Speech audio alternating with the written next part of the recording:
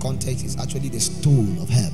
I know many of you refer to it as helper, yes, but it is actually the stone of help, the rock of help.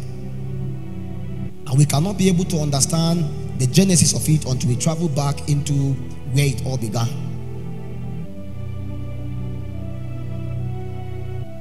At every point in your life, you are going to need God to truly help you. There is never going to come a point in time when we are not going to be needing God. Never. Never. You will need God more than men in this journey. You believe me? You will need Him more than your husband, more than your wife. There are days when a body will come, you don't even want to see your wife, you don't even want to see your husband. There are days where the things that you hold dearly to become sour and bitter. What do? He told Mary, somehow a dagger will pierce through your heart and the thought of many will be revealed. This son you love so dearly, one day he will be killed, and the intent of the heart of many will be revealed. And all those that say they love him, they will say, crucify him. We are upon the altar where God help men. In fact, intentionally as a people, as a ministry, we believe we are a people marvelously helped of God. Marvelously. Anybody I realize in my life, basically, everybody that come towards my direction are people that truly need help. I have never had anybody that came to me that does not need help. Maybe you had somebody that come towards your direction, they are good people. Everybody around my life is a project. I don't know how people profit from spiritual children. My own is problem. Everybody is a garbage of problem. And I realize it's because of the reality of the kind of personality I am. Because who you are will determine who are the people that will be attracted to you. If you see stupid people coming to you, check again. Deep within you, you are a facade. Hypocrisy is killing you because you are actually the kind of the people attracted to you. And so because of the nature of where God took some of us from, everybody in the spirit will see you. And when they need help, God will tell them, look for this person. And when they come to you, there is no glory, there is no beauty. You know, it's serious work you have to do. And sometimes I wonder, where will I start from? Because these people are coming out from a situation where their life is battered. But they were the army of David. The story of David was a guy, a young lad, that his mother was not dwelling in the house again. Because David was not truly part of the beloved in the house of Jesse. In fact, his mother was not in the house. David was not the one celebrated, appointed as part of the beloved. If not, the lastborn, is he not supposed to be the one that should be put the coat of many colors like Joseph? So you now see, whether you are loved by your father or hated by your father, the wilderness is the same kind of thing you must go through. Your parents love you so much, they don't want you to suffer. Don't worry, your own brothers will sell you as slave. And the one that the parents hate and cast them away, they will still find a cave where they must go. Because the will and the purpose of God must come to pass. So wherever you go to, all of us will meet at the cave. So we don't care where you're coming from. A young guy, we were together at that time. When all of us are saying, well, in our family, we are just the only one that is the whole, we are the only one that we are going to graduate. Say, his family, his father is a big man, he has this company, he has that, they are just waiting for him. Whatever degree will come and inherit something. That was his stone. He doesn't know that that stone can be broken.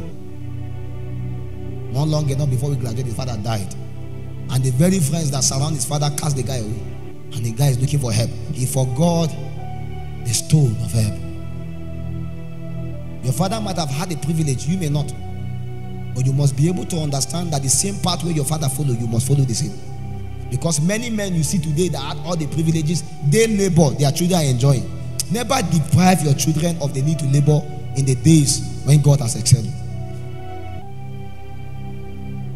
Because all of these men were actually men that were helped by God.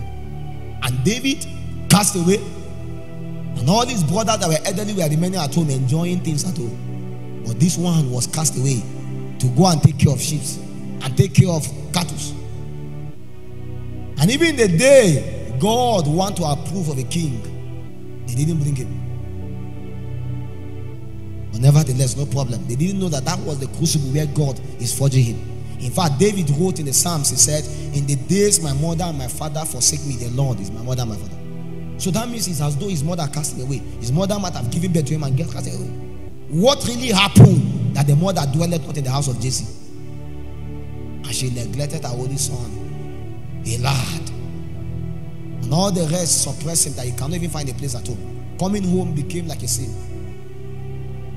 But from that castaway, being ostracized from the commonwealth of Israel, he connected himself to the commonwealth of Zion, and he became the only voice in the entire Israel. If he has been at home, he might not have encountered God. But because he was cast away, he met God. And in the days, God wants to also make other people. Many of them gather before him again.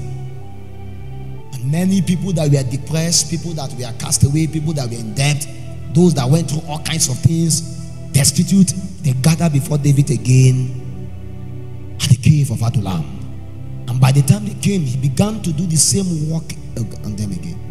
We now realize that the people that David was attracted to were actually people that had nothing to give him, because him too was coming out from weakness into strength. So the same kind of people are the ones he's being attracted to, and by default they came to him. So he cannot present himself to them. He has to present the same God that helped him to them. And that was why he took them again to the very foundation, the stone of help where he was made. Upon that altar, see, if you can go through the same sacrifice I can go through, you will become the same. Because God have no restraint.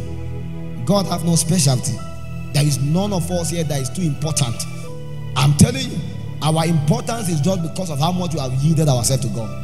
And in the days God began to work upon this man, at the tail end in the book of Samuel, the Bible spoke about the mighty men of David, and how this about David began to raise 40-something captains.